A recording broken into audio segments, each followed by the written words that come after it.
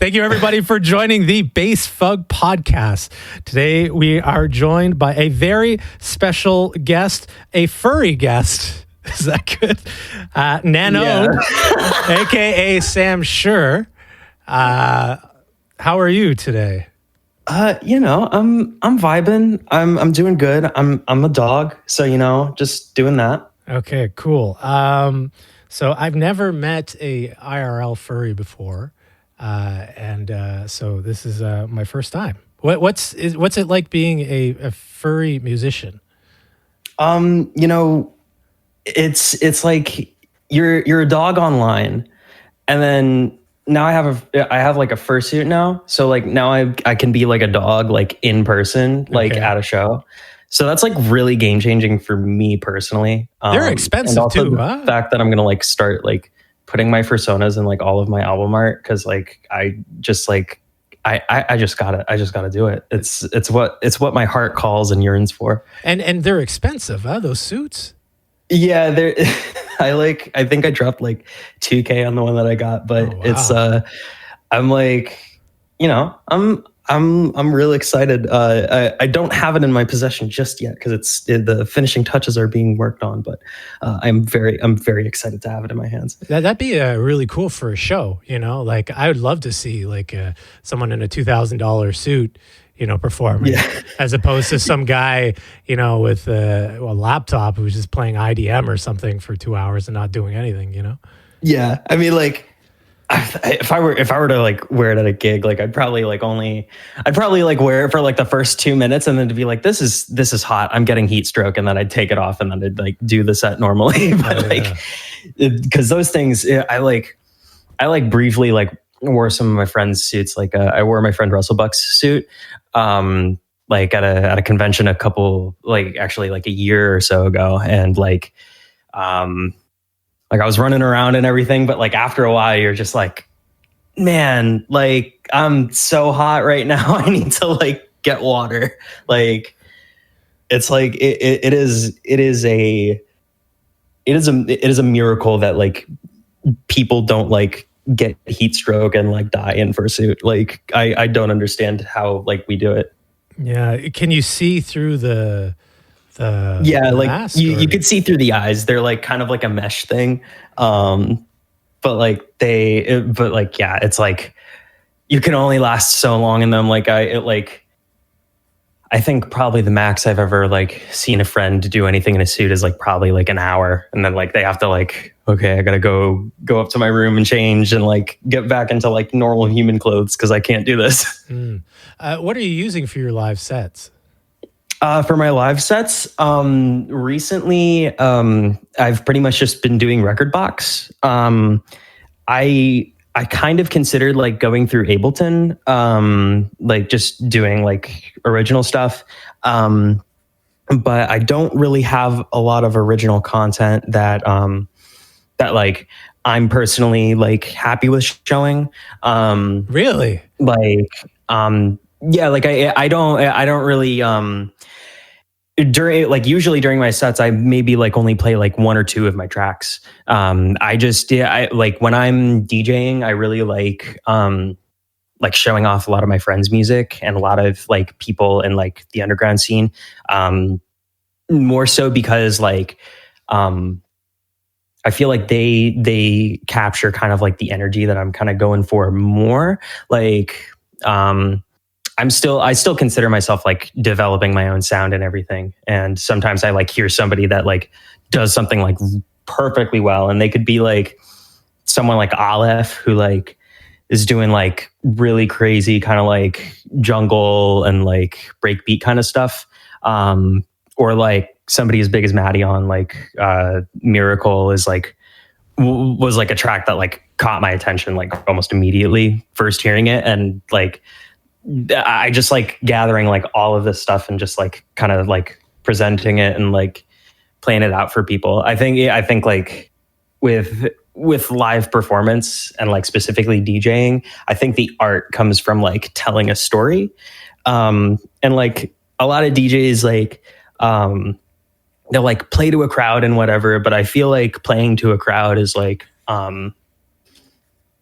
it's fine if you want to like make money, but like if you want to like have fun and like actually like have like kind of like an artistic vision and whatever, like I feel like curating your stuff and like really being like diligent and like personal with your lineup choices and your library. Like if you're improvising, just like making sure you have the stuff that like you want to like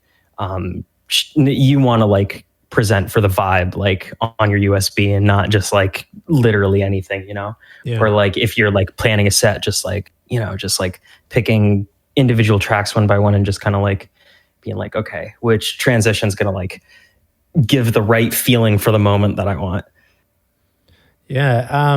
You mentioned a couple of things I kind of wanted to talk about. You were saying about having fun versus playing to a crowd. For you, how do you have fun playing to a crowd? Like, what is it that differentiates you from, let's say, Tiesto, who's playing for the, you know, Red Bull sponsorships? I mean, like most of the shows that I've done like recently have been like at furry conventions and like or like DIY shows with like my friends and stuff like that. And honestly, like a few of those, like a few of the times it's just like, you know, like it's maybe like 10 or so people in the room. Sometimes it's like the room's maxed out, like, and whether that be for like a time slot reason or like people get it, like hear something from a song that I'm like playing or whatever.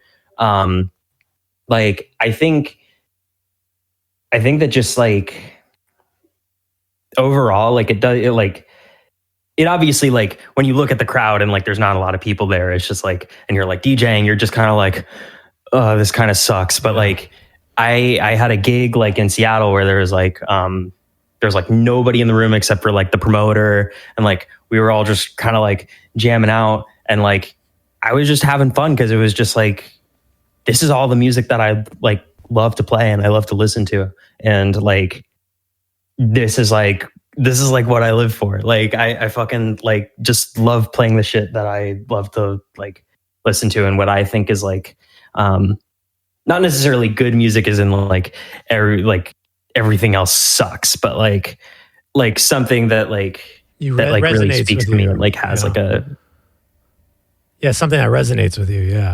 Yeah. I couldn't agree more, you know, because when you are playing music that really, you know, you're feeling, then the crowd's going to feel it too, you know? Yeah, no, like that's it. That's like the advice that I've gotten from like a lot of career DJs has been like, you have to read a room. You have to like kind of like, you have to understand what the crowd wants. But like, for me, I almost take the position that like, if the promoter doesn't understand what the crowd wants, then like if the promoter understands what the crowd wants and what that kind of like environment wants, then like if they book somebody and they don't play the music that people wanted to hear, then like why book them, you know? Like I think that like I think that asking a DJ to kind of like tailor their artistic vision to other people just feels really disingenuous, because like if the artist isn't feeling like club music, like if the artist doesn't want to play like hard hitting club with like gunshots and sirens and whatever, like, you know, like you like, what are you gonna do? Are you gonna make the DJ like go up there and like play shit that he doesn't want to like fuck with? Like, no, like you want them to like express their like artistic vision. And like I think like there's obviously like, I feel like there are like some exceptions. Like obviously if you're getting booked on a lineup that's like kind of like an EDM artist, and like the DJ gets up there and they're like, I'm gonna do an ambient set now. Yeah. It's like that, like there's like obviously like, you know, like get the vibe, you know? But like I think like in the right settings, in the right context, I think that like anything's really fair game. And like it shouldn't be on the DJ to like you like kind of, sorry, words are failing me right now. Just like tailoring their own artistic vision to the crowd, you know? Yeah. It sounds like you prefer DJing over producing. Is that an accurate assessment? I'd say in the moment, DJing is more fun because you get that like real response. Like, I'm a person who like feeds off of like reaction. Like somebody who like if I don't get like an immediate feedback, it's like kind of like anxiety inducing for me, which is a little bit, I'd say, is more of like a shortcoming on my end more than anything. But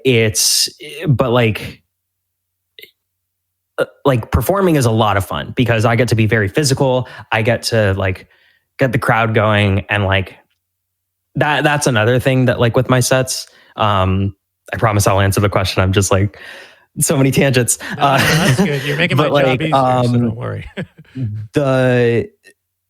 When I'm performing, I often find that like the few shows that like where like people have left, it's usually because like the crowd was kind of like dead set on like hearing some kind of genre, and like I just wasn't feeling it, or I didn't have enough material. Like a few shows in the early days, like a lot of people were playing like breakbeat and like stuff like that, and like I only had dubstep, like because I was just starting DJing and I was like only listening to dubstep, and I was like, this is all that I got. I can't I only have dubstep and drum and bass. I don't have any like breakcore or anything like that. Christ, who listens to breakcore anymore? The original question. I'd say the catharsis of making an album and making a project is it's more cathartic. Yeah, it's more cathartic. And I enjoy the catharsis of that process. The performing is really fun. And it's like very physical, you know, do whatever, like I can play whatever the fuck I want. I can just like kind of jump around. But like, I consider like my music work, more recently to be very deliberate and like very, like constructing a story almost. And, not in a literal sense. Like there's not really any, plot to like, not void. I'm forgetting my own project names. Alias. Alias is like kind of narrative driven, but more in like an oral sense. It doesn't really follow any specific like kind of cryptic story or whatever. It's like it more follows like a feeling, and like it reflects on a lot of like feelings that I had, because the album was kind of made through like a like near half-year long like anxiety panic episode, and good. Like I kind of used all of that energy and fueled it into making something that like really spoke to me. Because at that point I hadn't released anything for like 2 years, and I was like waiting on like figuring out if I would even be like happy with anything that I was releasing. And then I just got this major breakthrough over last summer, and I just started pumping stuff out. That was like kind of like so yeah, that kind of like catharsis of like kind of processing my emotions and processing the things that I'm feeling and like putting those into song, I think is like the most enjoyable thing, or the thing that I really look forward to the most. But definitely like performing and DJing is like one of my favorite things to do of all time. Like anytime that I'm going to a convention, like sometimes I've even gone to like furry conventions or gaming conventions, like specifically with the sole purpose of like, I got booked for this. I fucking can't wait for that shit. Like like there was like I think a year where like I was pretty much just like only going to cons because I wanted to perform. And some of it was from an unhealthy mindset, but like some of it was like but like at the core it was like I really love to do this stuff. And like that, like it, like neither thing I would hold above the other. You know, they're just so personal to me. Yeah, it sounds like there's a couple of things that motivate you, you know, like you were saying that you had anxiety for a while that you channeled into producing to sort of have a narrative. But then earlier on, you were talking about telling a story through DJing. And it seems like narratives really have an important factor for you with your music, but also being able to enjoy it and have fun. Does that sound right? Yeah, no, like it, like, oh, I don't know if I can like say anything about it. Cause I made a set for like for a URL festival that's like coming up, later in the month. It's like June as of this recording. Or no, it was already announced. It's the Evo 2K URL show. The set that I like made for that like encapsulates that entire energy so well. It was like I like made that set kind of. It was initially for a different URL festival, but something happened with the event. I think it got canceled or something. And what ended up happening was like I got mononucleosis. COVID just hit the US, so like I was dying and I was like paranoid as shit, and like I wasn't going out of my apartment. I was like, I was like stuck in this room with like a terrible headache, and like I had to meet this deadline, and I was just like, the first thing that I did is I sat down at Rekordbox and I was just like, okay, what do I have in my library? What can I do to like kind of like focus all of this energy? And I was like, I had so many things going through my head about like past traumas, like anxiety that I was holding at the time, interpersonal relationships with people, and it just like grew into this like really like it grew into this like story that like that like led me into like making edits and like doing these like cool like like transitions that like I probably never would have like thought of doing on the fly. And like that's the stuff that exhilarates. And you know, I would like normally do that stuff in like Ableton or whatever, but like having that hands-on, like just being able to like have that tactile feel with the music with like a DJ controller and just like getting in and like being like personal, like guts of that song and just kind of like manipulating it with my hands. Like if I just kind of like throw it into Ableton, it's just like, that's what I do for my music. Like in my music, like I am telling a very specific story. I don't want it to change. In DJing, I'm taking other people's voices and manipulating them into a story that I want to tell. And like, you know, like that's it's like almost a creative challenge for me. It's like, cause like before music, I was like, I was a pretty avid gamer.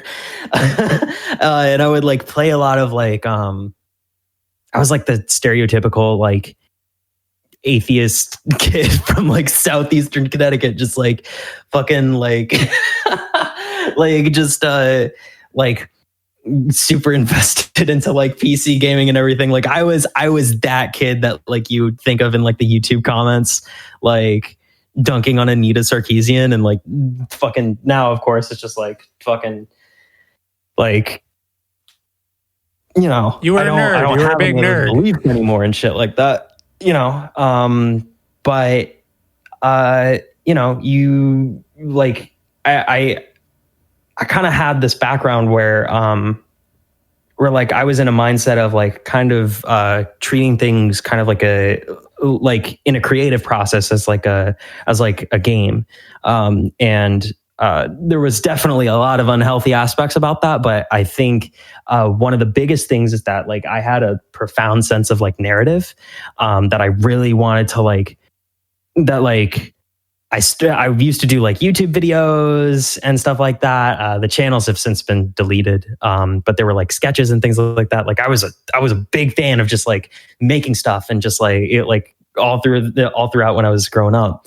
Like I would make like stop motion animation with like Legos and stuff like that. I made like Lego roller coasters and shit like that. Like I was like obsessed with Bionicles and like Beyblades and shit like that. And like I used to watch a lot of like story-based shows like Code Lyoko and stuff like that. Like, and like all of these aesthetics, like, just kind of like built up like all of these like images that I had in my head that I still like kind of use to this day. And like especially with, and with music, sorry, I was getting a little bit off track, but with music coming from gaming, it was like, oh, like I started noticing the structures. Like as I was making stuff, I was noticing the structures of songs that I really liked listening to.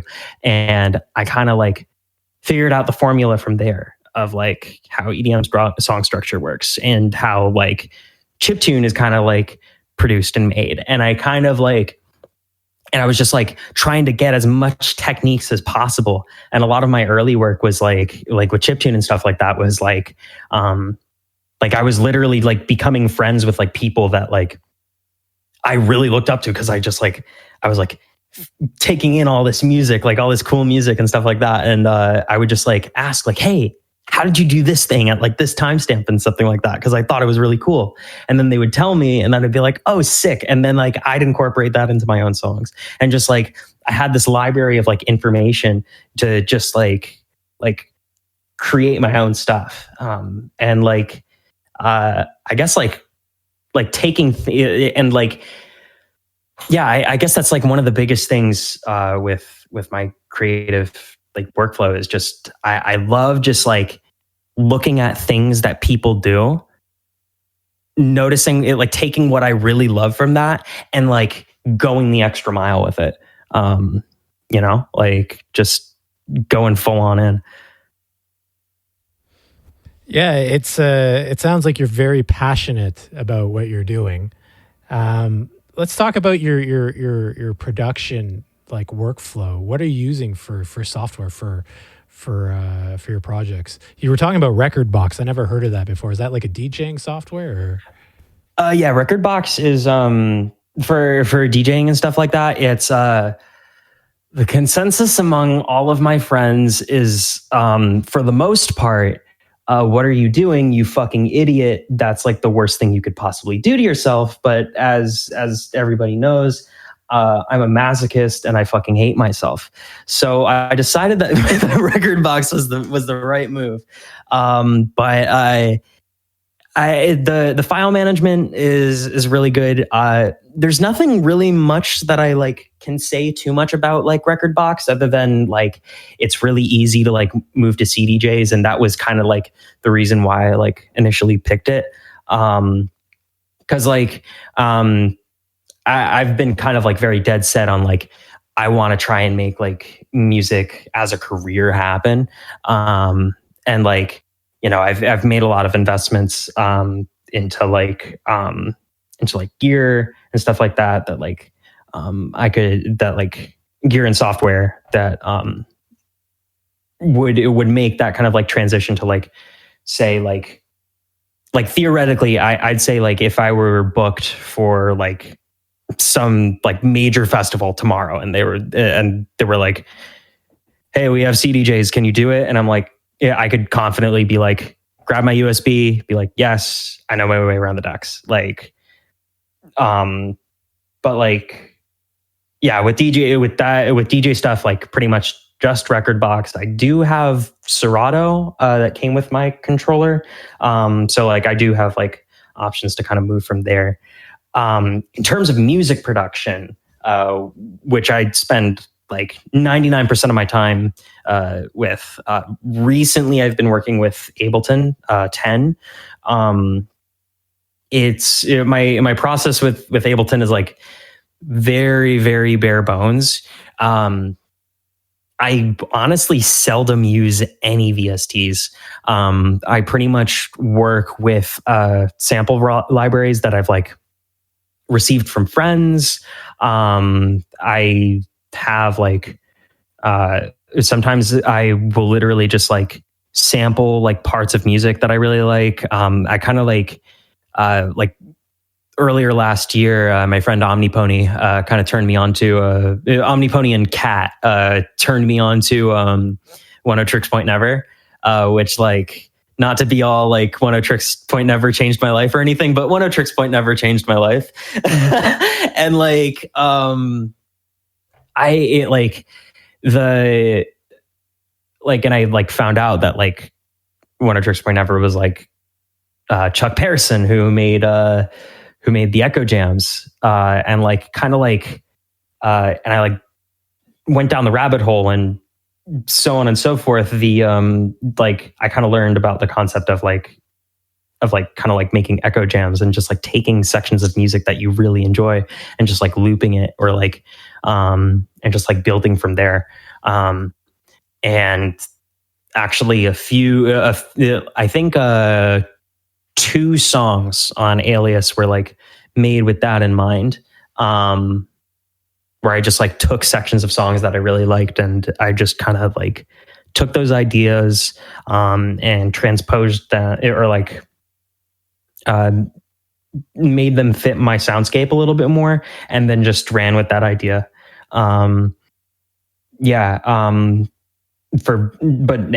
With Ableton, it's pretty much just mostly stock plugins. I really take it. The reason I really, really love Ableton is not only because of its file management and the mixing, but also because of how easy it is to manipulate audio. One of the things that I really loved about LSDJ when I was like making chiptune more regularly is that the ways you could manipulate samples that you could import was just like there was very limited options, but what you could do with it was just so mind-blowing to me. And like I like in a lot of cases, like with pitch bending and stuff like that, I can't find like an analog like in Ableton like at all. And I've like been trying to like intermittently research ways to like kind of like recreate those kinds of things, because I really don't want to go through the hassle of trying to mix like Game Boy hardware again. That's like that's like a whole process. But yeah, I just really love I really love audio manipulation in Ableton, specifically with the warp feature. Just because like even with just I think for like recently I've been like making tracks where I just use like one like warp mode. Like I'm in love with texture mode. And it's just like this perfect, like it's this perfect way to make like cool granular synthesis stuff. And it's far more intuitive than like dragging in a granular synthesis plugin and just like messing around with it. Like every time I try to like get a plugin that like looks cool, or somebody's like, hey, you should try out this plugin. And I'm like, thanks. And I try it out for like 15 minutes and it's like, this makes no sense to me. I hate this. And then like, I just go back to like my like normal idea making, like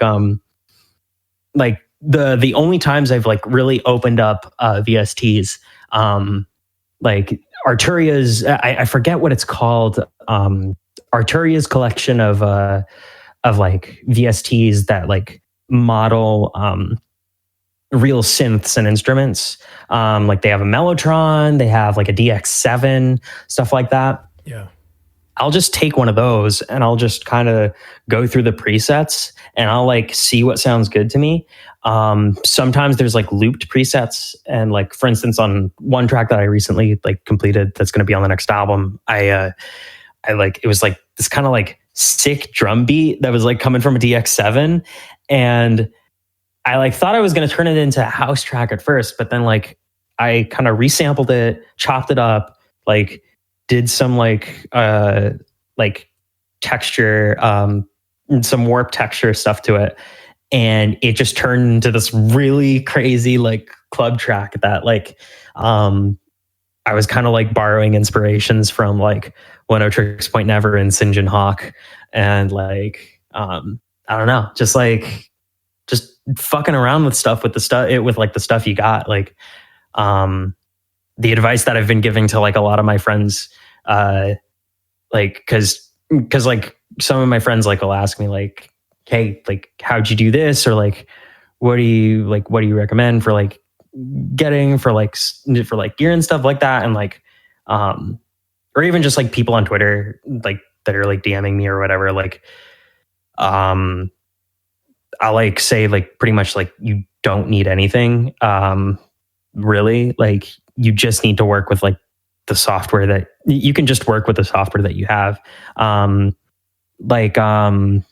know one of the like an artist that one artist that I think is a really good example of this is Guppy, because they kind of just they have like a very, very creative way of like making their own stuff. Like they have this that I haven't seen like anywhere outside of chiptune, and it's just this like really procedural kind of like evolution of a song over time, with like really crazy sounds that are like super like Y2K kind of inspired, like classic game kind of stuff.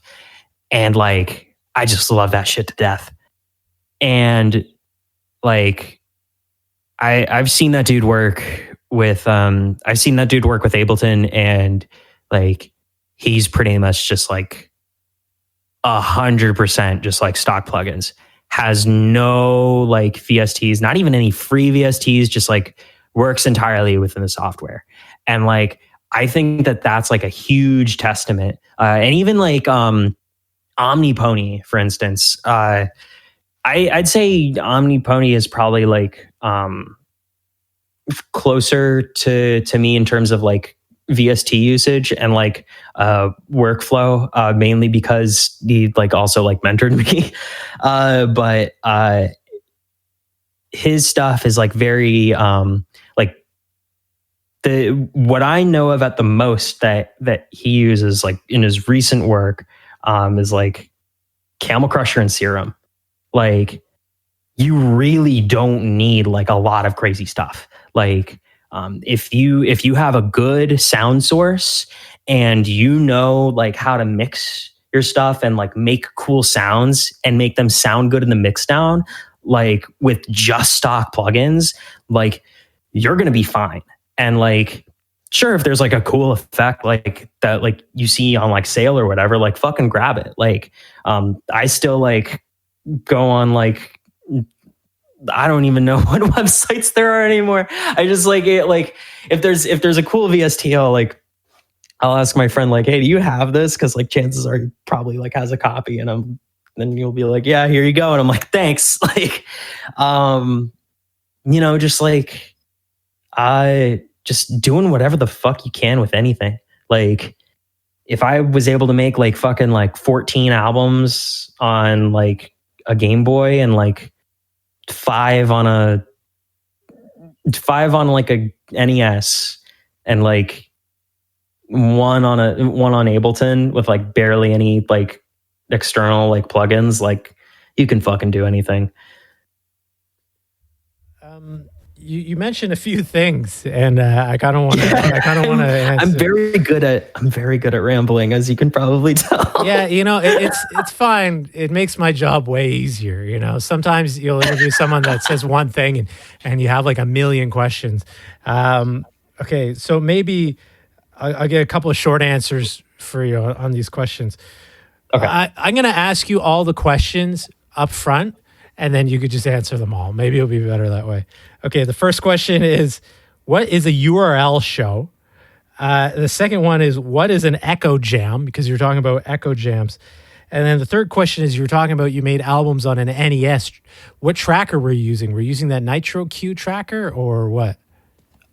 So from the first question, the URL shows are basically just like live streams, I guess. Yeah, so they can be live streamed. Like usually they take place over Discord. Sometimes like there's like an audio stream being broadcasted somewhere. Sometimes they're on Twitch, and it's pretty much just like it's kind of like an in-person show, but like it's open to the public. Like usually when there's any money involved, it's usually like money for charity. Unless I personally think, unless you're shitty and like keep the money for yourself, in which case like fucking like way to do it for the culture, dude. But like, but yeah, that's it. That's basically like I'd say good examples of that are like, and is an like Echo 2K and like, is an Eccojam like vaporwave? Yeah, as far as my understanding of it, the Chuck Pearson project that One Tricks Point Never did, along with Vectoroid, like with their Macintosh Plus album, classic those album. were, yeah, like those as far as I've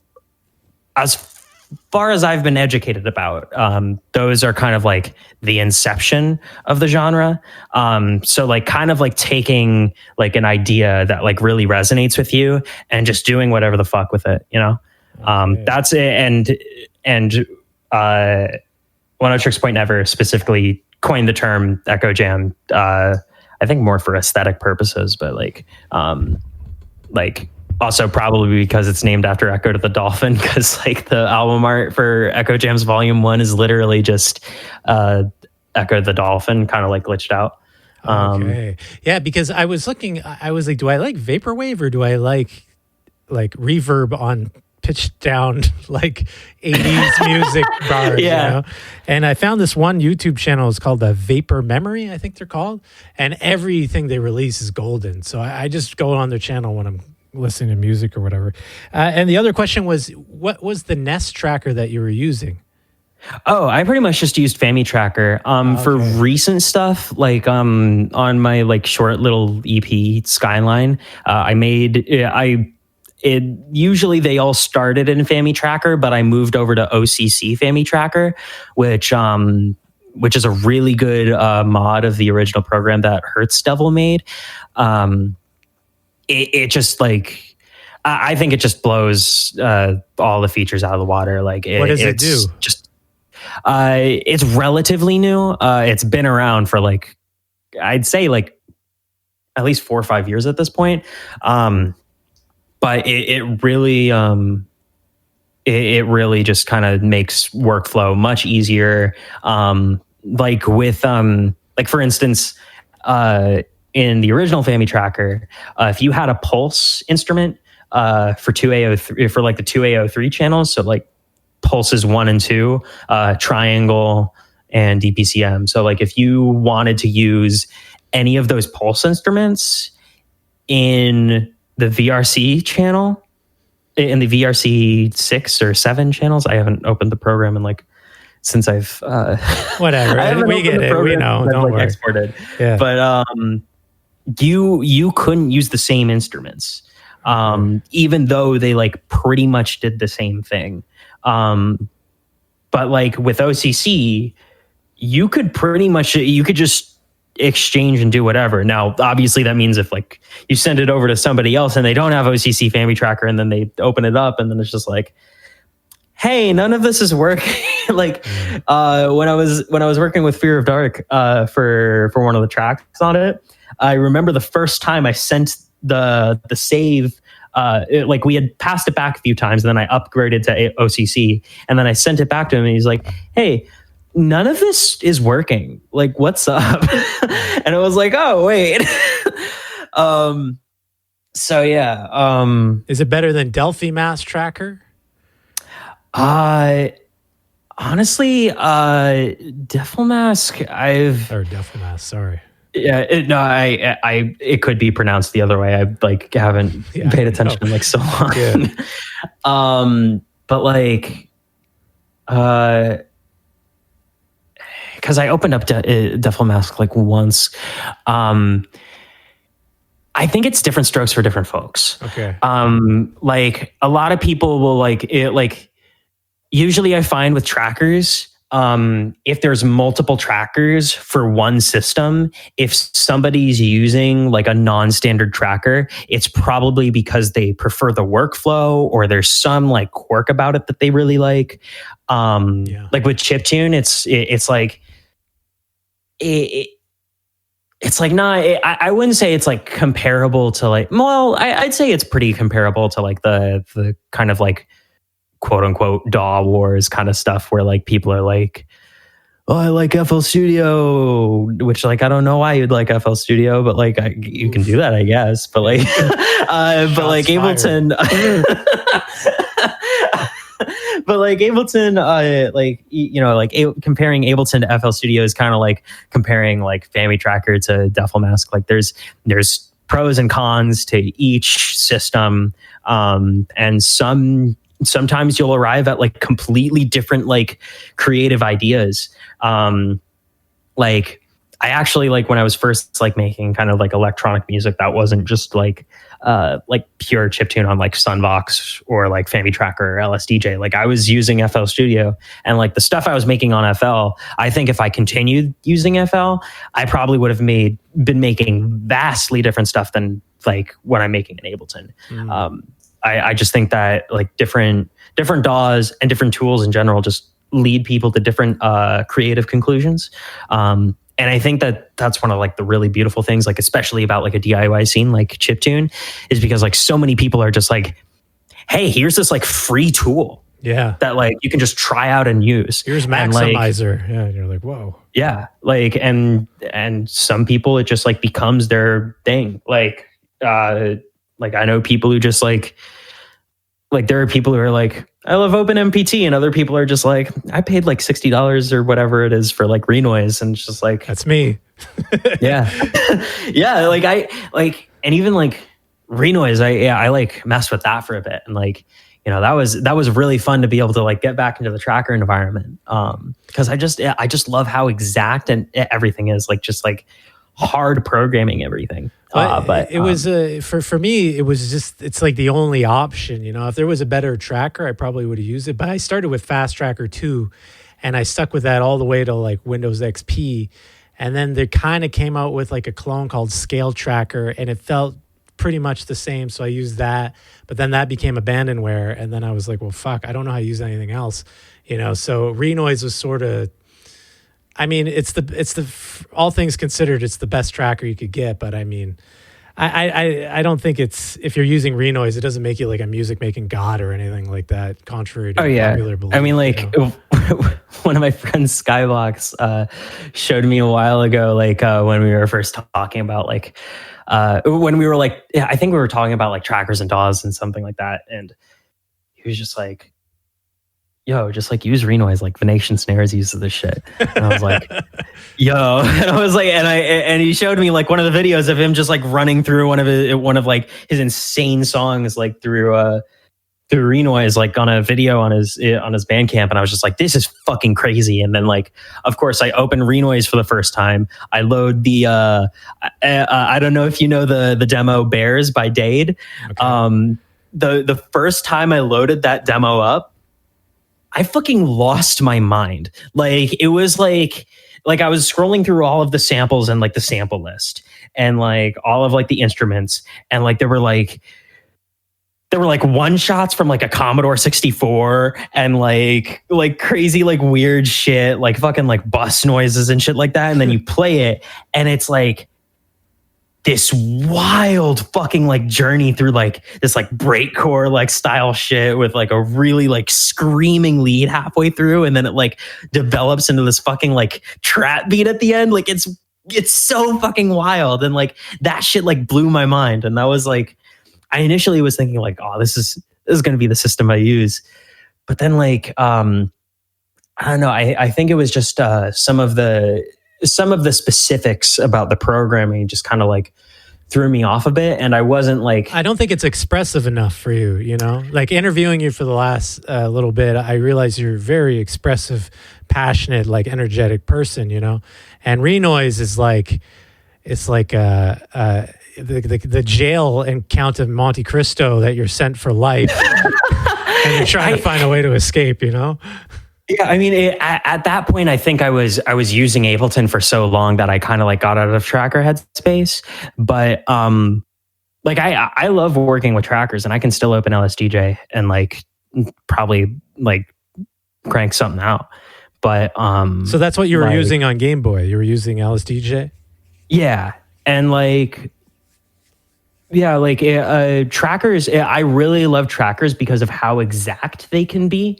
But it's definitely a labor-intensive process of like, you're pretty much just telling the computer like exactly what the fuck to do. And it's like, that can get like draining. And like, you know, I never really understood when like people would, like at first, when I was like first making chiptune, and I was like noticing people like moving from chiptune over to the DAW, and like suddenly they're like not even like touching their Game Boys anymore. If they do, it's like, look, I can still make a Game Boy track kind of thing.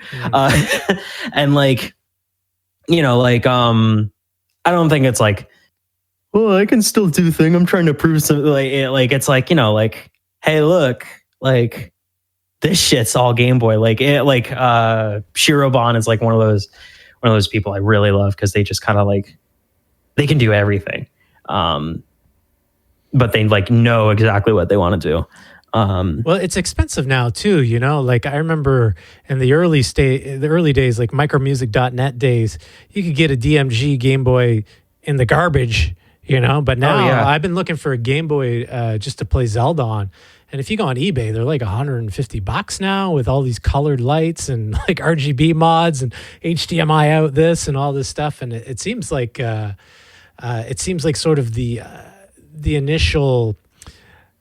It's like you were saying earlier, you know, make music with what you had, and that was sort of how the European chiptune scene kind of got to be. It was a rebellion against Pro Tools. You know, they'd literally have T-shirts that said "fuck Pro Tools" and they're writing their own software in Commodore 64. You know, because that's what they had. But now it seems like it's kind of expensive to get into the hobby a little bit. Am I wrong or?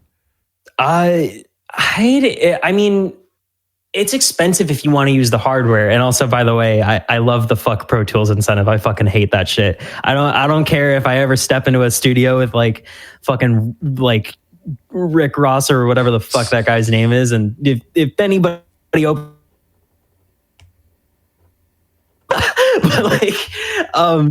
like I'm sorry, I got like thrown off because I got so mad about Pro Tools. We're a gold wave only podcast here at Bassfug. Yeah. Cool edit.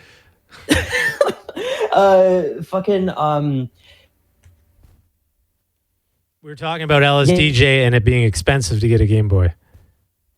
All those products are like starting to reach like not like antique status almost, but like they're old enough where like it's like starting to be like coveted vintage hardware.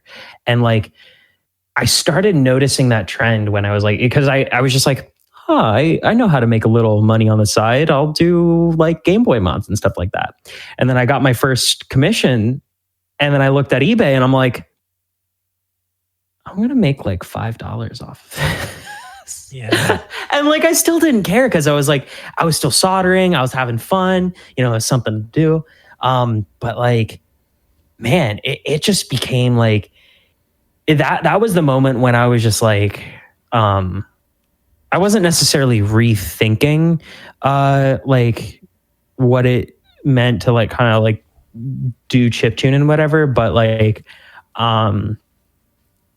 it kind of like made me pause, and I was just kind of like, do I want to like battle with aging hardware, or do I want to like move on? Yeah. And like part of it was also like, you know, I kind of realized at some point that if I wanted to like make a career in music, like I could do like soundtrack work and stuff like that. But like if I wanted to like make music and play shows and stuff like that, like there's a pretty low chance that I would have like been able to make it as like a chiptune hardware artist, you know. Like I think people like Anamanaguchi, like Luke and those guys, like they definitely kill it every time they do it. But you know, they had an established fan base at that point and everything, and they had like an incredible back catalog with like incredible like pieces of work that they did, like you know, Scott Pilgrim soundtrack. Yeah, I was like trying to remember the name of the movie, Yeah. but like They're making another one. I heard that's the rumor. Oh, did they do another one? No, that's the rumor though. Ubisoft is talking about doing another game, so I don't. Anyways, Ooh. Yeah, I would kill for one, but also they need to like release that game again so that we can download the Scott Pilgrim soundtrack again. I need that. Do you still do hardware mods for Game Boy?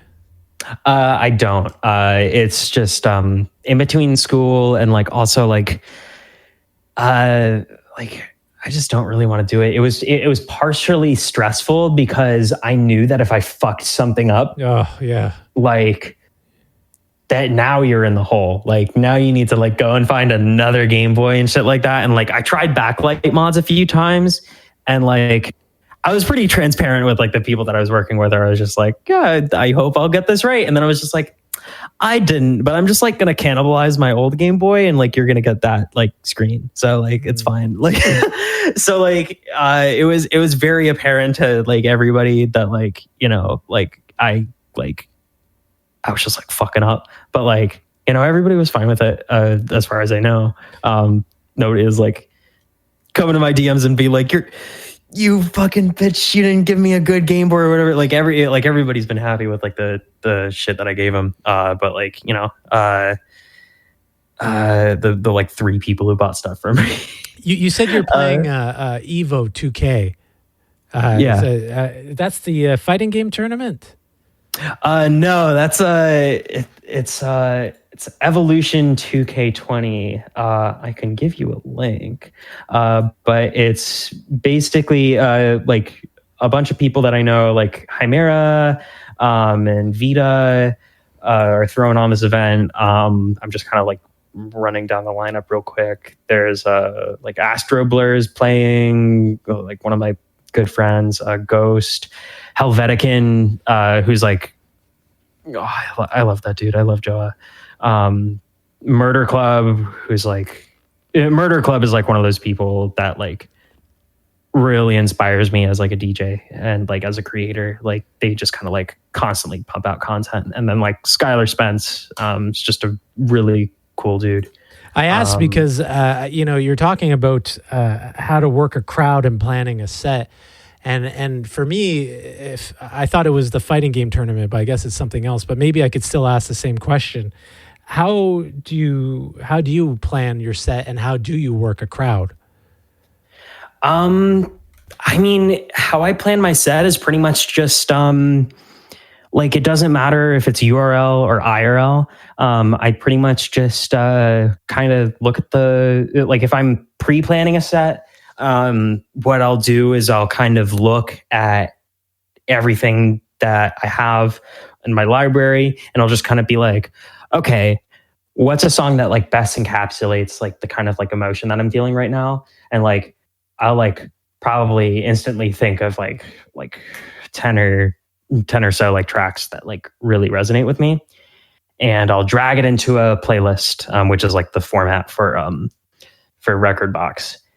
And then what I'll start doing is I'll kind of like start backtracking and like throwing in a bunch of songs that could possibly work. Then narrowing down it like through transitions, And I kind of figure out, okay, what song do I want to end with? What is like the main like focal point that I want to like really like hammer home? Usually like I like start with an intro and an outro first. If I have a good idea of where I'm starting and a good idea of where I'm ending, the rest, it's easier to fill in just because I also have like a BPM range to work with.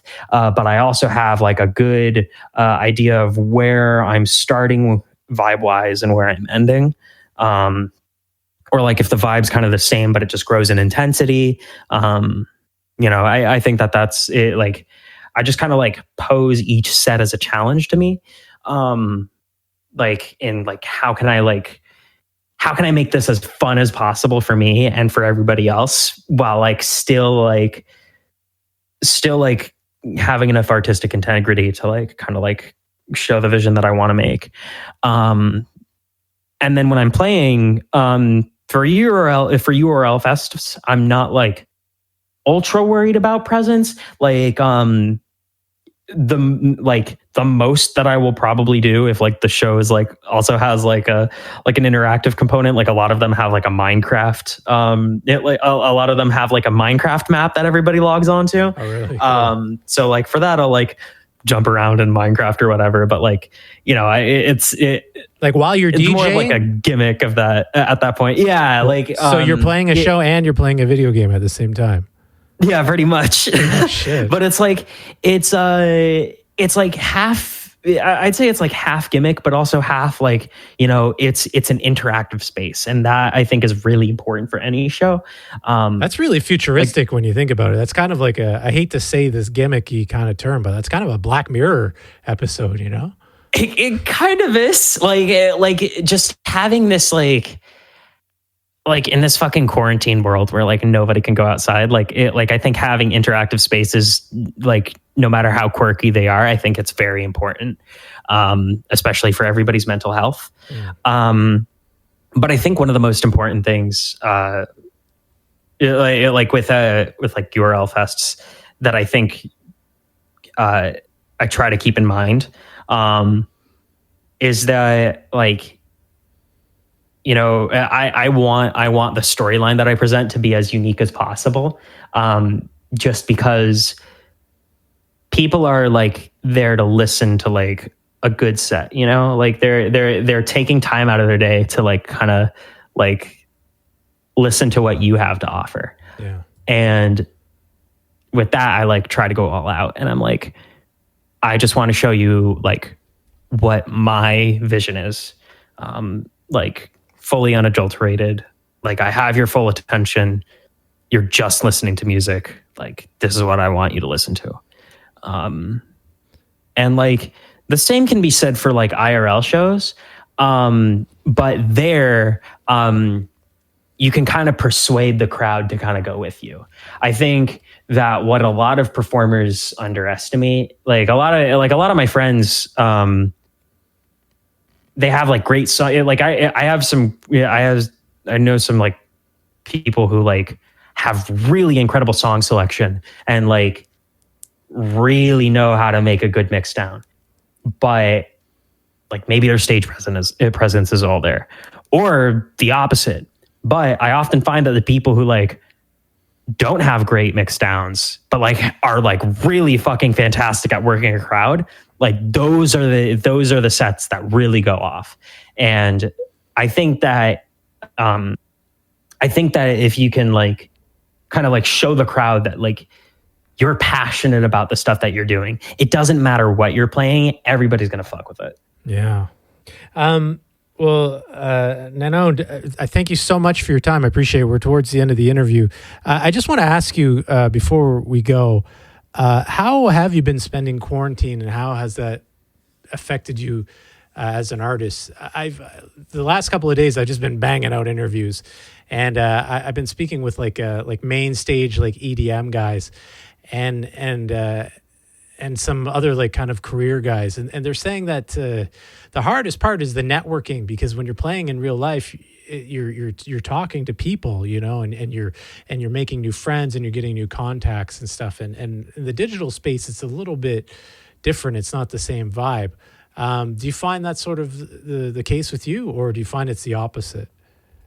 It's just kind of same business as usual. Like, because for me, like kind of like working in kind of a niche area of EDM, where the gigs that I have been booked for are ones that my friends are booking and we're all kind of doing for fun. It's been a while since I've like played a show, with anybody that like hasn't personally known me. Yeah. You know, for me, it's like, kind of just like being at home, and like I'm very thankful that I'm like privileged enough to like have a space for me to like come back home, and like I'm currently back in Connecticut with my parents, you know, for the quarantine, because I don't want to be in the city. I don't want to like get sick, but at the same time, it's like it also kind of hurts me that I like can't be out there with everybody. If I knew that the protests were going to be going on before like I left like a few months ago, like I probably would have toughed it out. I think you're better off being with your loved ones during quarantine than the other way around. If you want my opinion on that, but yeah, I mean, I think at the end of the day, it's like we're all here, like, and obviously we want to like keep as much self-preservation as possible, but sometimes there are issues like when it comes to like people that I know who are like judged based on who they are. Like I'm pretty privileged in that, like I'm pretty like if I wasn't wearing short shorts and like lingerie or whatever like all the time, like I would probably like be pretty cis passing. And like when I go to conventions and stuff like that, I usually wear like jeans and stuff like that. Like only when I'm on stage I like really like kind of present that stuff.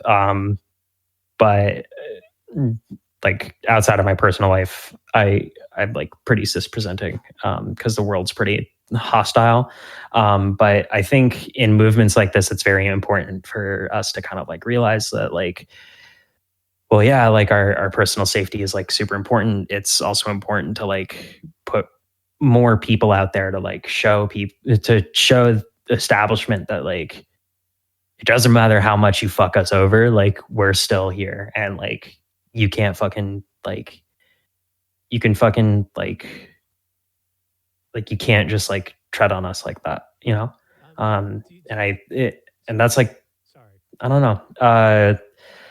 I'm not, I don't really, it's very hard for me to like kind of speak profoundly about it, but yeah, I just wish I was there to kind of support the cause. I've been kind of like donating money to like the Minnesota Freedom Fund and like the Philly Bail Fund. I don't, apparently there was some shit with the Minnesota Freedom Fund not having spent any of like a majority of like the 35 million that they raised, which I'm like a little concerned about, but because I gave them most of my money. But yeah,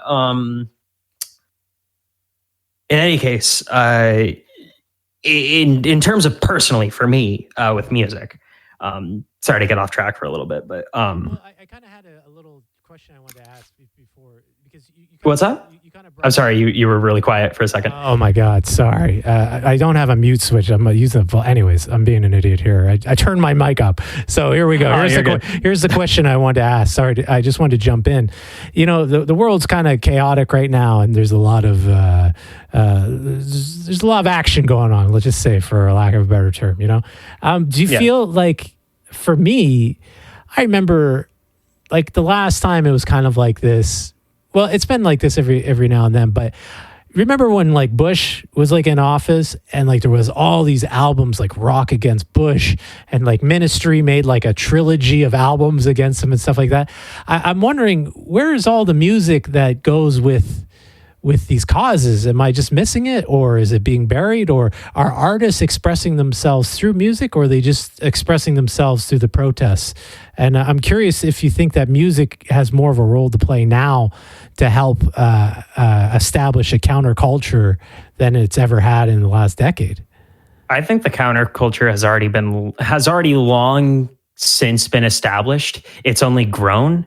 And like, I mean, for me personally, if like somebody made like an anti-Trump album or whatever the fuck, like I don't fucking care because it's not going to change anything. What is going to change something is like if I go out in the street and like fucking like raise hell, you know, like I think a lot of the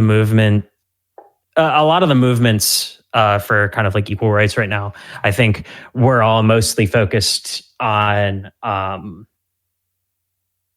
like actually getting change done instead of like it's fine if you want to make something that's like kind of like speaking to like, you know, like we have to get rid of fascists and whatever, but like I think the most useful thing that we can do right now is put as much of our money and as much of our time and as much of our both physical and emotional effort into pushing for like actual real change.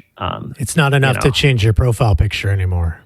Yeah, no, I like people like it becomes very easy to recognize when people aren't being genuine about this stuff. Like especially with brands, like now getting in on it and just being like, we changed our profile picture to black because we love black people. And it's just like fucking Arby's sending you email. They like do like minorities like fuel like all of the labor that goes into making you billions of dollars. Like I don't fucking give a shit. Man, if I get one more corporate brand email from fucking Harvey's or McDonald's or fucking eBay about any of this shit, they don't care. They don't give two fucks. No. They like I've the way that I kind of look at our current system is that we've minus the technological advancement, we are almost like near cyberpunk world where like we're getting there. Where like the difference in like wealth inequality is going to become so great that like everybody's going to be fucked over. Like and I think now is a pivotal moment where everybody just has to like just kind of like throw down everything and just be like, fuck it. This is like, we got to focus on this. Like you got to convince people to cancel their Amazon Prime first. I mean, I'm pretty woke, but I love that 2-day shipping, man. Yeah. I can't do it. Yeah. I can't do it, man. I need. Okay. Well, Sam, I appreciate your time. Thank you so much for coming on the show. Is there anything you want to end on? Is there like, where can we reach you if we want to get more of Nanode? I'm like Nanode pretty much everywhere. I'm Nanode on Twitter. I'm Nanode on Bandcamp. I'm Nanode on SoundCloud. You can look me up on iTunes, Apple Music, Spotify, all the usual stuff. I don't know. You can reach out to me wherever. I think my DMs are open. So yeah. Excellent. I love talking to new people. Thank you so much. A very profound interview, especially towards the end there. Totally appreciate it. Thank you for your time. Yeah, absolutely. Thank you so much. Take care. Bye-bye. Bye.